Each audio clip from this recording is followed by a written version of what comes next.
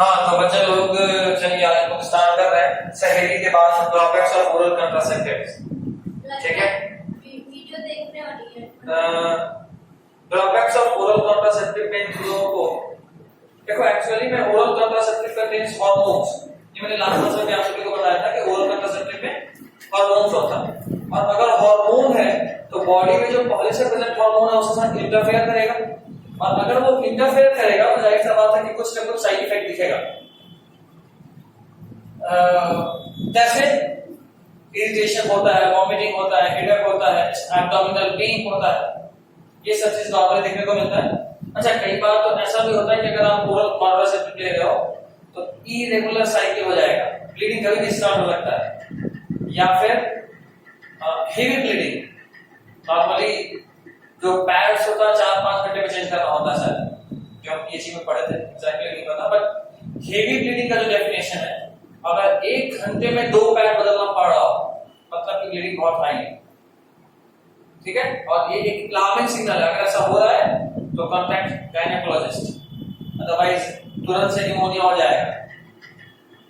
ऐसा केस एक और समय में देखने को मिलता है, होता है एमटीपी में। MTP is medical termination of pregnancy. Means कि किसी कारणवश आपने अनप्रोटेक्टेड सेक्स किया और दैट मेटिंग लीड्स टू कंसीवनेस। आप कंसीव भी कर चुके हो, मेटिंग हुआ अनप्रोटेक्टेड, पर माइंडेड हमने एक बार पढ़ा था रिप्रोडक्शन में, not all mating leads to pregnancy. Why is it? It is because कि जब आपका मेटिंग हुआ तो स्पर्म तो गया, बट अगर एक भी रहेगा तभी तो होगा फर्टिलाइजेशन। अगर एक नहीं रहा तो क्या होगा? फर्टिलाइजेशन नहीं होगा, और अगर फर्टिलाइजेशन नहीं हुआ तो क्या प्रेगनेंसी होगा? नहीं होगा। बड़ा सिंपल सा बात है। तो वही बात यहाँ पे भी लागू हो रहा है कि अगर आपने मीटिंग करा unprotected, minded is an important term, unprotected होना चाहिए।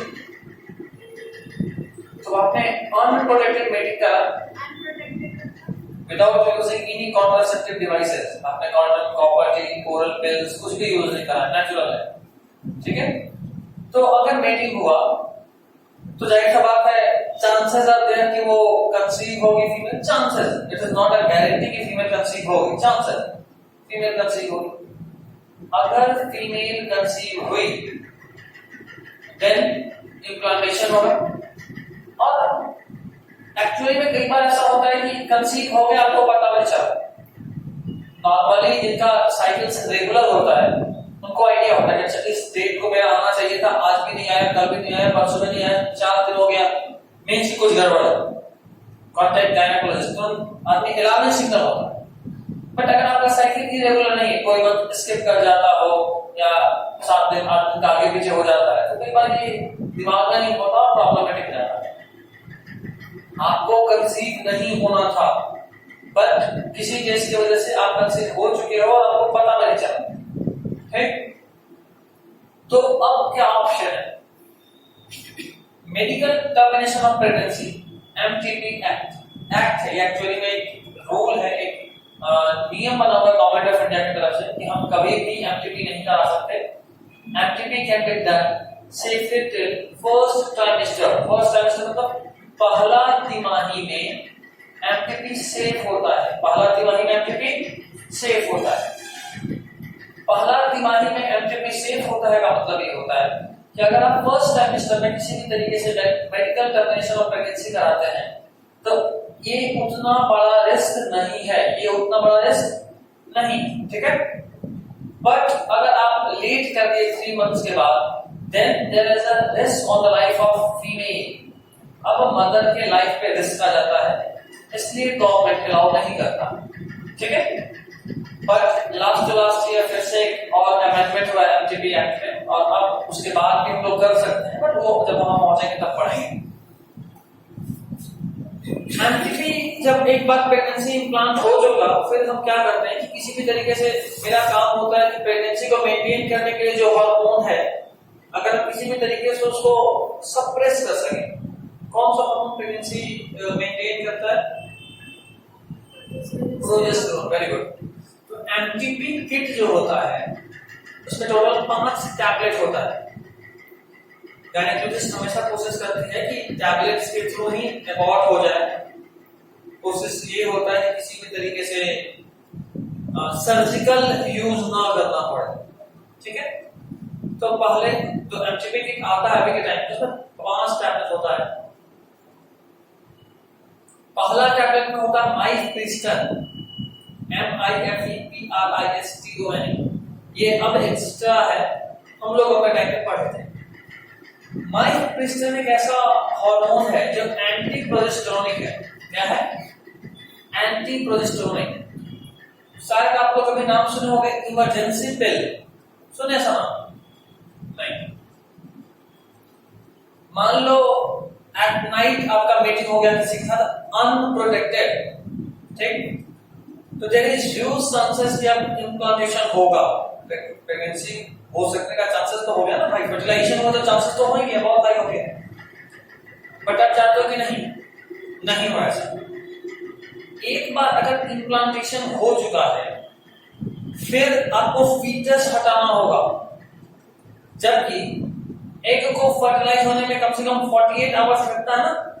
अभी आपने सेक्स करा तो ऑलमोस्ट 24 टू 48 आवर्स तक के बीच में एग फर्टिलाइज होगा। पढ़ चुके हैं हम लोग। तो अगर मान लो आपने रात में मीटिंग करा अनप्रोटेक्टेड, और अगर आपने अगले दिन सुबह इमरजेंसी कंट्रासेप्टिव को मॉर्निंग आफ्टर पिल्स बोलते हैं। क्या बोलते हैं? मॉर्निंग आफ्टर पिल्स, सुबह में लेने वाला और सेक्स के बाद लेने वाला पिल्स, ठीक है। ये पिल मेनली यूज में आता है रेप विक्टिम्स में। अगर किसी के साथ रेप हुआ तो ऑलमोस्ट 95% 99% चांसेस में वो अनप्रोटेक्टेड होता है, प्लान नहीं होता, स्पॉन्टेनियस होता है। तो अगर ये अनप्रोटेक्टेड रहा और एक तो बेचारी विक्टिम पहले से विक्टिम है, अभी प्रेग्नेंट भी हो गई तो और दिक्कत कि अब उसको अबॉर्ट करो, और अगर अबॉर्ट नहीं किए बच्चे को जन्म दिए तो फिर सोसाइटल इश्यूज है ना। उससे बचने के लिए क्या होता है कि अगर आप अपना मीटिंग करा 24 आवर्स के अंदर अगर आप माइफेस्टन ले लेते हैं, उस पिल का नाम है LNG20। LNG20 से हमने पढ़ा गया ना, LNG20 भी इसमें होता है, फिर LNG20 उसका नाम नहीं होता है। LNG20 हार्मोन रिलीजिंग आयोडीन मिला, LNG20 लेवोनॉर्जेस्ट्रोन 20 पूरा नाम है इसका। खैर, तो ये जो मॉर्निंग आफ्टर पिल्स आपने लिया, ये एंटी प्रोजेस्टेरोनिक एक्ट करेगा और प्रोजेस्टेरोन के लेवल को कम करने का आपके बॉडी में।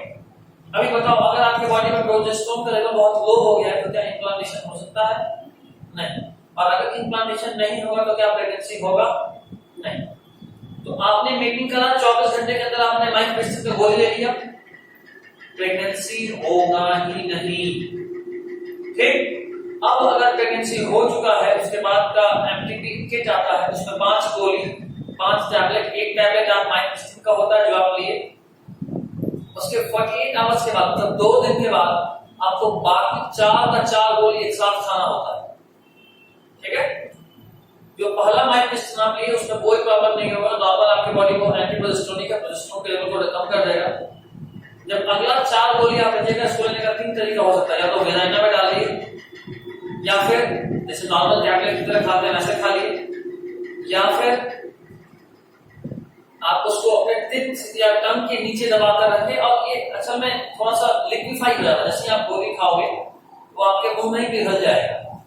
देखो, अगर आप उसको पानी के साथ निकल गए तो चांसेस आते हैं कि तुरंत वॉमिटिंग आएगी, क्योंकि आप एक साथ 4 गोली निकल रहे हो, वॉमिटिंग आएगा और फिर सारा गोली बाहर नहीं आ गया तो क्या हार्मोन अंदर पहुंचा? नहीं। अच्छा, वेजाइना में भी अगर है तो एक बार वेजाइना से भी एक्सपेल आउट हो जाता है, वेजाइना से भी बाहर आया। इसलिए हम लोग कोशिश क्या करते हैं, गायनेकोलॉजिस्ट ये सजेस्ट करते हैं कि आप उसको टंग के नीचे दबा के रखें और कई बार 5 मिनट के अंदर वो पिघल जाता है। अगर टंग के नीचे नहीं दबा पा रहे तो दोनों साइड में, टिप के साइड में, टिप और गम्स के बीच में, मसूड़ा और दांत के बीच में दबा के रखिए, बस 5 मिनट में खुद ही पिघल जाएगा। ये हार्मोन ऑक्सीटोसिन और पिटोसिन कंटेन करता है जो कि स्ट्रॉन्ग यूटेराइन कॉन्ट्रैक्शन कराता है। अभी सोचो आपके बॉडी में फीटस इम्प्लांट हो चुका है, मतलब ब्लड लाइनिंग और ज्यादा बन चुका है, तो अभी अगर यूटेराइन कॉन्ट्रैक्शन होगा तो पूरा ब्लड लाइनिंग ब्रेक होगा और ये पेनफुल होता है, पेनफुल होता है और हेवी ब्लीडिंग होता है।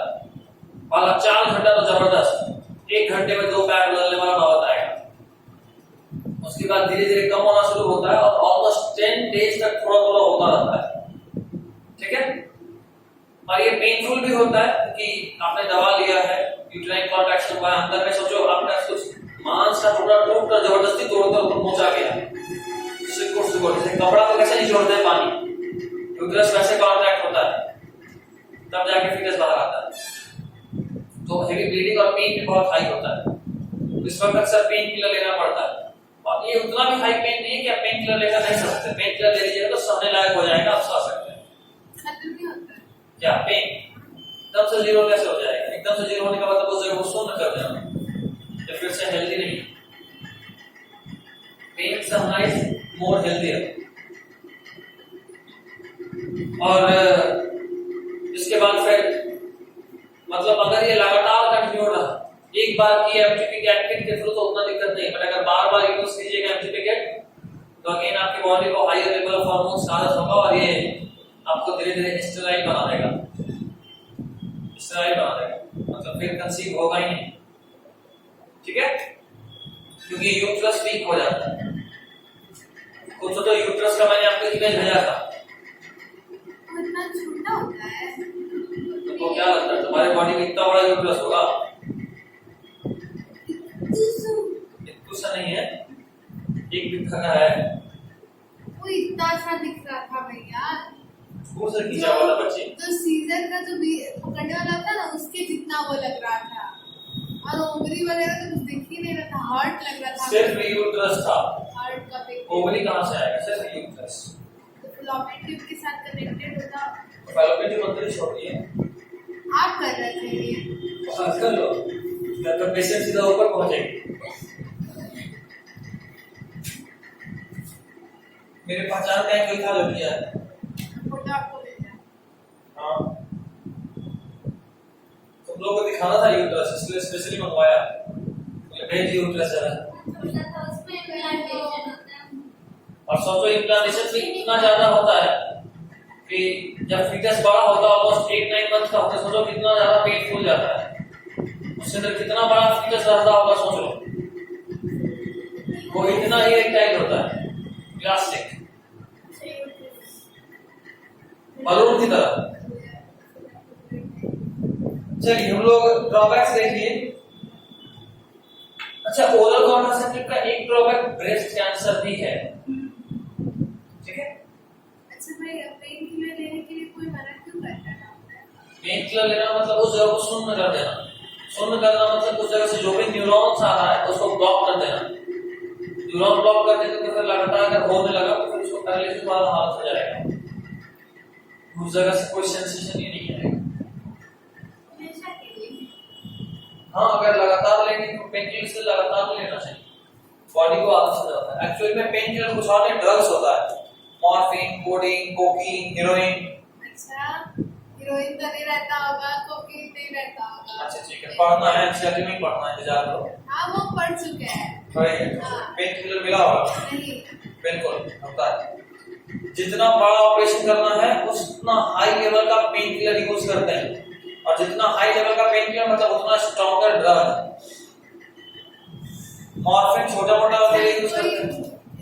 कोई हमको बताया कि सारा पेन किलर खा के कोई सुसाइड भी कर सकता है। हाँ, वो सब सीधा ब्रेन में एक्ट करता है, ब्रेन को स्लो कर देता है। ये बहुत जान कैसे चल सकता है?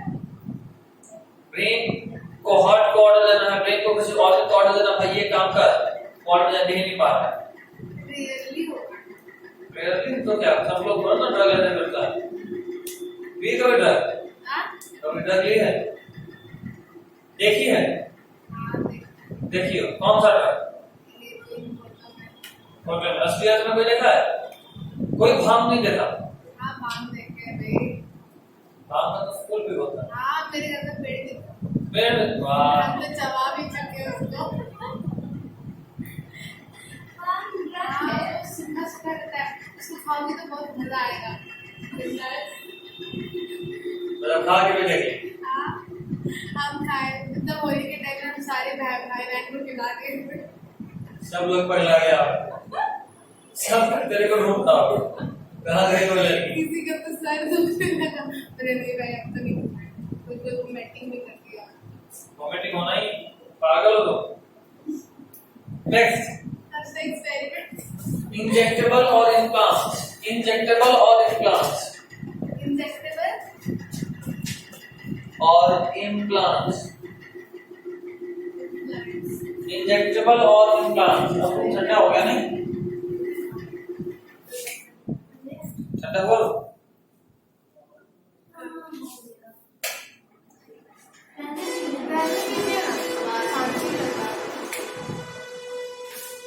खैर कोई नहीं। तो इंजेक्टेबल और इम्प्लांट्स हमें ये पढ़ना था। इंजेक्टेबल और इम्प्लांट में दो तरह का होता है, जिसमें हम लोग क्या करते हैं, नॉर्मली स्टिक्स होता है, मैथ स्टिक के शेप का, जिसको आर्मपिट का थोड़ा सा कट लगाते हैं, उसके अंदर डाल देते हैं। स्किन के अंदर प्लेस होता है ये इम्प्लांट, स्किन के अंदर प्लेस होता है इम्प्लांट फीमेल्स में। वहां करने से क्या होगा? तो वो हार्मोन रिलीजिंग है, आपके बॉडी के अंदर है, आपके ब्लड में हार्मोन रिलीज कर रहा है। कहीं भी कर सकते हैं, लेकिन कहीं भी और करने के बाद फिर वो ओपन रहेगा। ओपन इन द सेंस, मान लो यहाँ करा तो कोई भी मारेगा तो, या कोई पकड़ा तो चांसेस की इंजरी हो जाए, अंदर में वो स्ट्रिप के शेप का है, तो इसलिए आर्मपिट में डालता है। ठीक है, छोटा सा कट किए ऐसे हैं तो रखा नहीं जाता, तो यहाँ काटेंगे गर्दन और फिर एक स्टिक डाल देंगे। जस्ट ट्राई, करना कभी ट्राई गर्दन में, तो चला सीधा ऊपर परमानेंट कॉन्ट्रासेप्टिव हो जाएगा गर्दन काटने के बाद। नो चांसेस ऑफ प्रेगनेंसी, सीधा ऊपर ही पहुंच गए। ऐसा वाला हम बस एक एग्जांपल, आपकी तरफ एग्जांपल ऐसा थोड़ी ना है। तो ऐसा कौन बोलता है गर्दन में? अच्छा, दिमाग खोल के दिमाग में डाल देते हैं। कब तक रहता है उसका असर होता है ऑलमोस्ट 5-6 साल तक, 6 साल 12 साल। 6 साल तक कैसे रहता है वो? नहीं, तो नॉर्मल हो, यहाँ ऑपरेट करते हैं तो काटते हैं मस्त चमड़ा, काट तो फिर उसको सिल लेते हैं। हाँ, तो फिर वो निकला रहता है ऐसे वहां पे। नॉर्मल। ये आर्मपिट है, यहाँ पे ओपन करें दोनों तरफ, एक स्टिक डाले ऐसा और फिर सिल दी। तो वहां पे पेन होता है, कोई डिवाइस रखा है? हाँ, स्टार्टिंग में थोड़ा दिन लगता है, फिर नॉर्मल आदत हो जाता है, क्योंकि ज्यादा बड़ा नहीं होता, हल्का हल्का होता है। अरे एनसीईआरटी में उसका पिक्चर है, हमको पिक्चर दिया हुआ क्या है ये? अल्टो पेज इधर नहीं, आगे बस ऐसा छुरी टाइप। अच्छा ये वही इम्प्लांट, ठीक है। ये इम्प्लांट, इसमें दो तरह का इम्प्लांट सुना है भाई, अंत्रो कोई बात नहीं। इम्प्लांट दो तरह का होता है। Implants are either progesterone containing और a combination of progesterone and estrogen. Implant दो तरह का होता है, या तो सिर्फ प्रोजेस्टेरोन कंटेन करता है या फिर प्रोजेस्टेरोन और एस्ट्रोजन दोनों कंटेन करता है। ठीक है, नेक्स्ट पॉइंट। इनका जो है ना मोड ऑफ एक्शन है, ये भी पिल्स की तरह है, और इनमें एक खास बात ये भी होता है कि अगर अनप्रोटेक्टेड मेटिंग के 72 आवर्स के बाद भी अगर आप इम्प्लांट लगा लेते हो तो भी वो मतलब कैसे अफेक्टिव होगा? तो अगर हम लोग खाएं तो फिर वो स्टमक पे गया, डाइजेस्ट हुआ, उसके अंदर जो हार्मोन था वो एब्जॉर्ब हो गया और आ गया blood.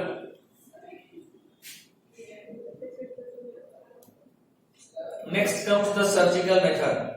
Surgical method are also called permanent method. Actually ये परमानेंट ही है क्योंकि इनका रिवर्सल रेट बहुत ही कम है। मतलब एक बार अगर आपने सर्जिकल मेथड से कॉन्ट्रासेप्शन कराया तो चांसेस आर वेरी लो कि फिर आप चाहो तो वापस उसको नॉर्मल स्टेज में ले जा सकते हो। सबसे बड़ा प्रॉब्लम यहाँ ये होता है कि अगर आपने एक बार फैलोपियन ट्यूब को कट कराया और उसके दोनों एंड को टाइट कर दिया, मतलब कुछ ऐसा। अच्छा, कोई यूट्रस निकाला फिर वापस से यूट्रस उसके अंदर आ सकता है? अब तो सब कुछ पॉसिबल है, लेकिन किसका यूट्रस, उसी का या किसी और का? उसी का। उसी का यूट्रस, जो बाहर है उसी को ऑप्शन ना करना, चांसेस हो सकता है। हो सकता है। बट तुरंत ही नहीं कि 2-4 दिन रख लिए फिर। नहीं मतलब 1 साल के बाद। नो। उसके बाद फिर उस लेडीज के अंदर यूट्रस नहीं आ सकता। नो। फैलोपियन ट्यूब के को कट करते हैं इन केस ऑफ फीमेल, क्योंकि यहाँ ट्यूब कट होता है इसलिए इसको बोलते हैं tubectomy. Tommy is used for cutting tube cut होगा, फैलोपियन ट्यूब कट होगा, यहाँ से इसको काटेंगे, यहाँ से इसको काटेंगे। अच्छा, किसी एक तरफ काटेंगे, एक तरफ छोड़ दिए तो प्रेगनेंसी का चांसेस है या नहीं? हर अल्टरनेट मंथ में, ठीक है। तो हम दोनों तरफ कट किए, कट करने के बाद इस एंड को मोड़ते हैं, जैसे पेपर लपेटते हैं, जैसे मान लो ये था एंड, ये एक एंड था, तो हम इसको ऐसे मोड़े, एक और बार मोड़े और फिर इसको बांध दिए, ठीक है। वैसा ही कुछ इधर भी करते हैं, 2 फोल्ड दोनों साइड किया फिर बांध दिए। कुछ समय के बाद क्या होता है, ये जो धागा होता है जिससे बांधते हैं, सिलते हैं, वो धागा बायोडिग्रेडेबल होता है, ऑटोमेटिकली डिग्रेड कर जाएगा समय के साथ, और जो यूट्रस को आपने अलग अलग करा था वो यूट्रस आपस में चिपक जाएगा, ठीक है। मतलब आपने इसको एक साइड बांधा था तो ये आपस में चिपक गया, ये आपस में चिपक गया, तो आप बीच में चूंकि गैप आ गया तो नाउ जो एक यहाँ से रिलीज होगा वो यहाँ नहीं पहुंच सकता है, और अगर वो यूट्रस में एक नहीं आ सकता तो there is no case of periods. तो आएगा, गुड क्वेश्चन, पीरियड्स तो आएगा, आएगा, पीरियड्स आएगा, ठीक आए ना आए, पीरियड्स आएगा, सही बात है। यूट्रस अगर निकलवाएंगे या फिर ओवरी निकलवा लेंगे तब भी पीरियड्स रुक जाएगा, बट अगर ओवरी भी है यूट्रस भी है तो पीरियड्स आएगा, but there is no chance of क्या एक यहाँ से नहीं पहुंचेगा ना, यहाँ नहीं पहुंचेगा ना। हाँ बिल्कुल बोल रहा हूँ, अगर यूट्रस रहे अगर या और ओवरी दोनों ही रहे तो पीरियड्स आता रहेगा, फर्टिलाइजेशन का चांसेस नहीं होगा। एक नहीं आएगा, यहाँ से रिलीज होगा यहीं पहुंच रुक जाएगा, यहाँ से रिलीज यहीं पहुंच रुक जाएगा, यहाँ नहीं आएगा, यूट्रस में नहीं आएगा। पीरियड्स एक से थोड़ा ना होता है, पीरियड्स तो ब्लड लाइन होता है, हार्मोन यहाँ से आने रहा है उसमें चेंज साइक्लिक होगा, ब्लड लाइनिंग थोड़ा ना एक से आता है, वो तो ऑटोमेटिकली बनता है, वो बनेगा तो पीरियड्स आएगा, ठीक है।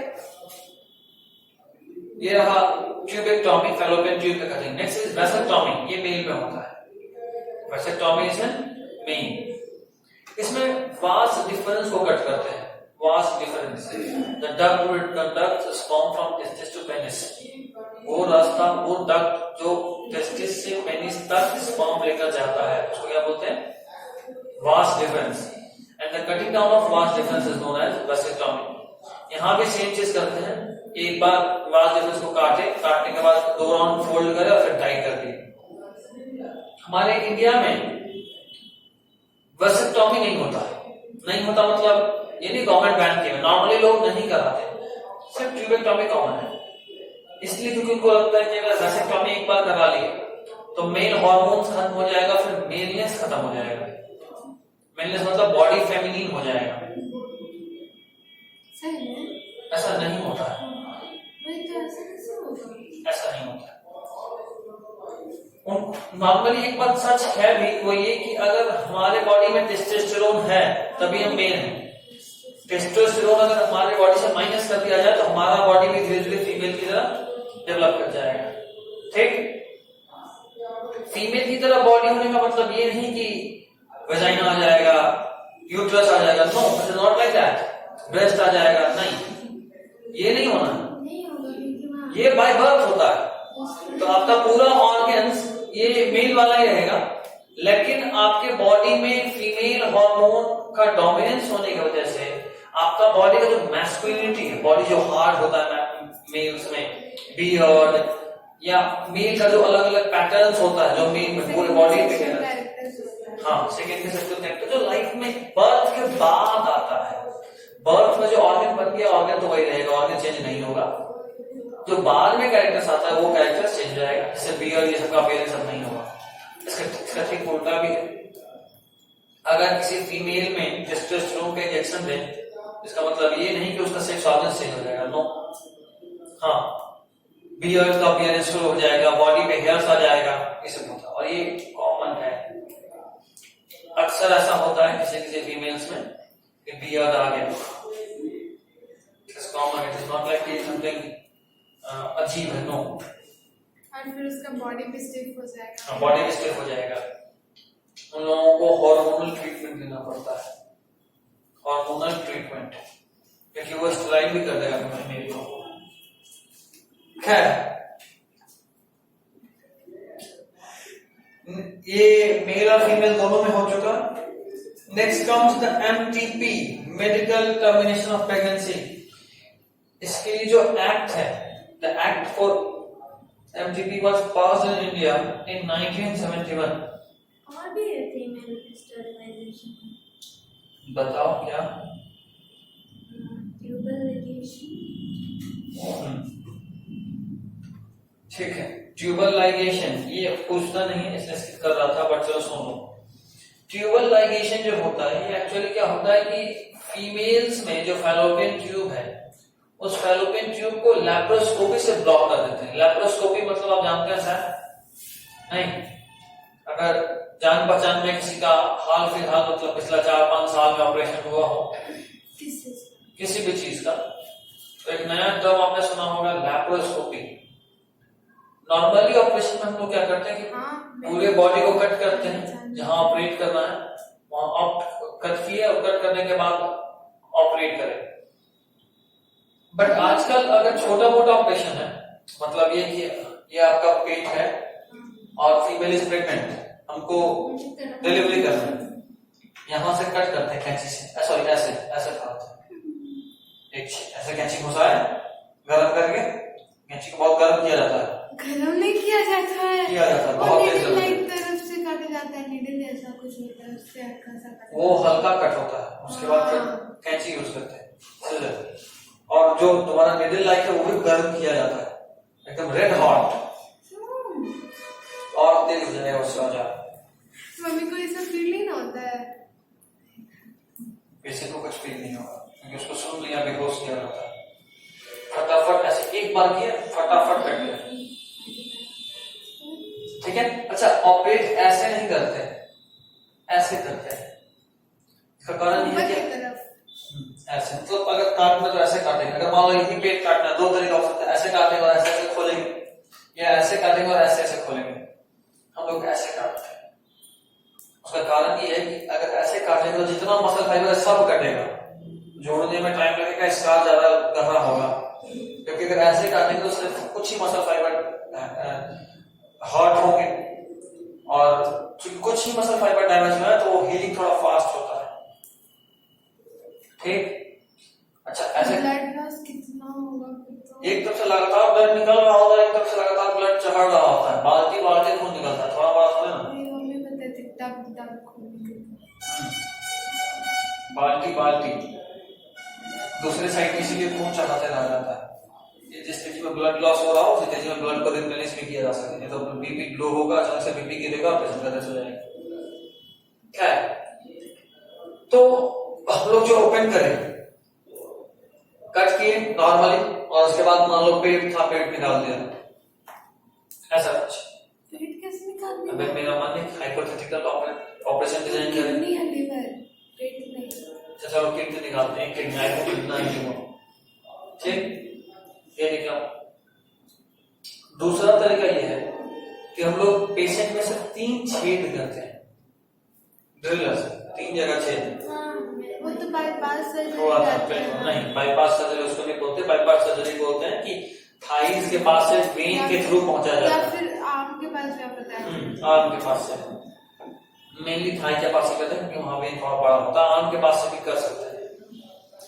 तो उसमें क्या होता है, 3-4 छेद किए, एक छेद से कैमरा घुसा है, एक छेद से लेजर घुसा और एक छेद से लाइट घुसा है। लाइट और कैमरा से दिख रहा है और लेजर से आप ऑपरेट कर रहे हो बाहर से। तो 3 छेद को हील करना इज मोर इजियर। हाँ, लेजर से ऑपरेशन करता है आज के टाइम में। तो ये 3 तरीके से भी ऑपरेट हो सकता है। इसी को बोलते हैं लैप्रोस्कोपी। तो लैप्रोस्कोपी से क्या किया, 3 छेद किए और फैलोपियन ट्यूब को ब्लॉक कर दिए, तो ऑपरेट करने का जरूरत नहीं पड़ा, सब 3 छेद में काम हो गया हमारा, हीलिंग थोड़ा फास्ट होगा। ठीक है, फैलोपियन ट्यूब को ब्लॉक कर देते हैं, तब इसको बोलते हैं ट्यूबल लाइगेशन, ट्यूब को लाइगेट कर दी, रोक दी। ठीक है, चिपका दी। Next is MTP, it was passed in India in 1971। Medical termination of pregnancy act India में कब पास हुआ था, 1971 में। चलो जरा बुक देखें।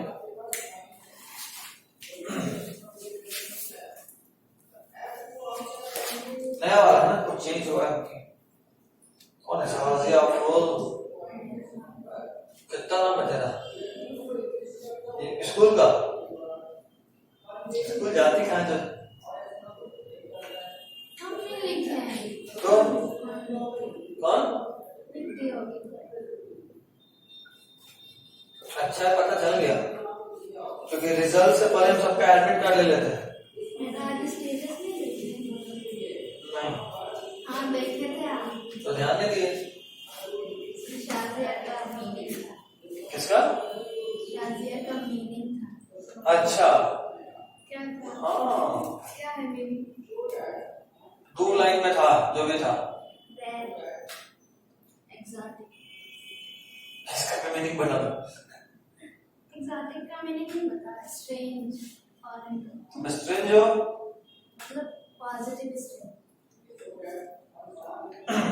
अरे रेयर, यूनिक। ठीक। एमटीपी इन 1971 में पास आउट हुआ था। एक्चुअली हमको एमटीपी एक्ट का जरूरत क्यों पड़ा, इंडिया में एमटीपी बहुत ज्यादा होता है। ठीक है, और पहले जो एमटीपी होता था, मतलब इस नियम के बनने से पहले 1971 से पहले, इस एमटीपी के थ्रू क्या हो रहा था कि जो भी फीमेल्स हो रही थी उनका फर्टिसाइड करा जाता था। ठीक है, फीमेल फर्टिसाइड। एक प्रॉब्लम यहाँ पे ये आया कि इंडिया में जो सबसे बड़ा इशू बन रहा था वो ये कि हमारा जो पॉपुलेशन था, ये पॉपुलेशन थोड़ा अनएजुकेटेड टाइप का है। तो फर्स्ट ट्राइमेस्टर से पहले बच्चे का हम लोग सेक्स डिटर्मिनेशन नहीं कर सकते नॉर्मली। ठीक है, तो फर्स्ट ट्राइमेस्टर तक में बच्चे का सेक्स डिटर्मिनेशन हो गया फीटस का, तब पता चला कि सामने जो बच्चा है वो फीमेल गर्ल चाइल्ड है, और उसके बाद उसको अबॉर्ट करा दिया जा रहा था। प्रॉब्लम मेन ये हो रहा था कि अगर आपने फीमेल फर्टिसाइड करा तो एक तो आप जेंडर के बैलेंस को बिगाड़ रहे हैं, है ना, एक प्रॉब्लम। और दूसरा प्रॉब्लम जो आप क्रिएट कर रहे हो वो ये कि आप मदर के लाइफ को थ्रेट दे रहे हो।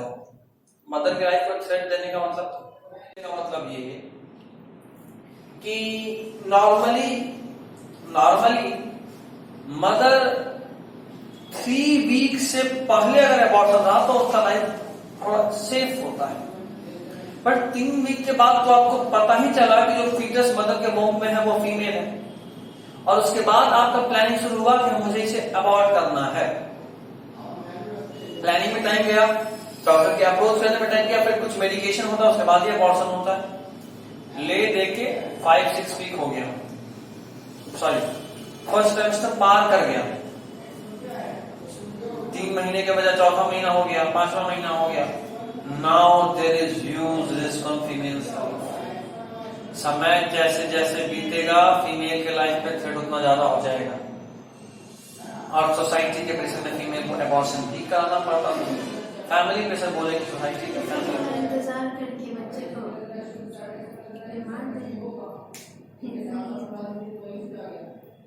एक तो बात है, जन्म लेने के बाद नहीं मार सकते, दया आ जाता है, अंदर में मारने में दया नहीं आता है। ये प्रॉब्लम हो रहा था। तो गवर्नमेंट ऑफ इंडिया का मेन पहला दिमाग में आया कि हम एमटीपी को ही बैन कर देते हैं, इंडिया में कोई भी एमटीपी नहीं करा सकता। लेकिन बात असल में यह है कि एमटीपी एक नेसेसिटी नहीं है, हम एमटीपी को एकदम से मना नहीं कर सकते। हमको याद है जब हम 12th में थे, मतलब it was the time of I guess 2016, तो शायद स्विट्जरलैंड में एक केस आया था, I am not sure but शायद स्विट्जरलैंड ही था। एक इंडियन फीमेल जो वहां नर्स थी वो प्रेग्नेंट आई, स्विट्जरलैंड में लॉ ऐसा है कि आप एबॉर्शन नहीं करा सकते चाहे जो हो जाए। वहां पे ऐसा मानना था। हम स्विट्जरलैंड के बजाय उस कंट्री एक्स बोलते हैं कि हम नाम कंफर्म नहीं है, ठीक है। तो उस कंट्री में पोप बहुत स्ट्रांग था, चर्च बहुत स्ट्रांग था, और उसका कहना था कि एक बार जब आपके बॉडी में लाइफ आ गया तो भगवान लाइफ दिए हैं तो अब वो डिसाइड करेंगे उसमें क्या करना है। एक बार जीवन आ गया तो आप मार नहीं सकते चाहे जो हो जाए, भले आपको मरना क्यों नहीं पड़ जाए, आप मार नहीं सकते उस बच्चे को। और लॉजिक ये था कि अगर हम आपको बचा रहे हैं और बच्चा मर रहा है तो बात तो बराबर है, एक लाइफ बचाने में एक लाइफ ले रहे हैं, तो चाहे जो हो जाए यू कैन नॉट अबॉर्ट, हमें ये रूल। और हुआ कुछ ऐसा कि वो जो फीमेल थी इंडियन नर्स, फीटस उसके बॉडी में डेड हो चुका था, ठीक है, और अब वो सुन रहा था। फोन पे बात करते हैं आगे आता हूँ। हाँ, तो कहानी ये था कि सुनो इधर, सुनो सुनो सुनो सुनो सुनो सुनो सुनो सुनो सुनो, हाँ अब ठीक है। तो कहानी ये था ना कि अभी उसके अंदर का फीटस डेड हो चुका था, बच्चा मर गया, सड़ रहा है, सड़ रहा मतलब बॉडी में इंफेक्शन होगा। तो मतलब वहाँ पे वो भी नहीं करा सकते, अल्ट्रासाउंड भी नहीं करा सकते हैं? कर सकते हैं। सबको पता है कि बच्चा मर चुका है, ब्रेन डेड है, सड़ रहा है, लेकिन उसका हार्ट बीट हो रहा था, मतलब उसमें लाइफ का। तो फिर सड़ कैसे सकता है? बॉडी का बाकी ऑर्गन, हाथ पैर, तो ब्लड कैसे वो होगा, सर्कुलेट होगा? हार्ट बीट हो रहा था, हाथ सड़ रहा है, क्या कहते हैं इन्फेक्शन बॉडी के उस फिटनेस के एक पार्ट में एक पार्ट जिंदा है, मतलब पूरी तरीके से डेड नहीं था वो, ठीक। सबको पता है कि वो बच्चा बच नहीं सकता। आज भी होगा तो वो रिपोर्ट हम जाके सर्च करेंगे तो आएगा। हाँ बिल्कुल, बहुत बड़ा इशू था ये, बहुत बड़ा इशू था। इस इशू के बाद फाइनली वो इन्फेक्शन उसके बॉडी में फैल रहा, डॉक्टर बोल रहा था कि अबॉर्शन नहीं होगा, मर जाएगी, क्योंकि इन्फेक्शन फैल रहा है उसके ब्लड में। कोई सुना, फाइनली वो मर गई। कांटेक्ट तो नहीं होता है, फिर कैसे? आप बताए थे शायद। ब्लड का कांटेक्ट तो नहीं होगा ना? ब्लड नहीं फैल सकता, इन्फेक्शन तो फैल सकता है। इन्फेक्शन फिर कैसे फैलेगा? इन्फेक्शन प्लेसेंटा को क्रॉस कर सकता है, बहुत थोड़ा सा इन्फेक्शन होता है जो मदर से चाइल्ड में होता है। और उसके बाद वहां पे चेंज हुआ, इंडिया की तरफ से भी ऑब्जेक्शन किया गया। हाँ, वो फीमेल तो मर गई। उसके बाद अब वहां पे एमटीपी अलाउ कर दिया गया। हाँ, खूब हुआ था। उसके बाद एमटीपी अलाउ हो गया। खैर, तो एमटीपी हम लोग टाल नहीं सकते, एमटीपी हमारा नेसेसिटी भी है। और जान के बड़ा अजीब लगेगा, वर्ल्ड में हर दिन ऑलमोस्ट 50 मिलियन एमटीपी होता है। 40 to 50 million MTP per year in the world.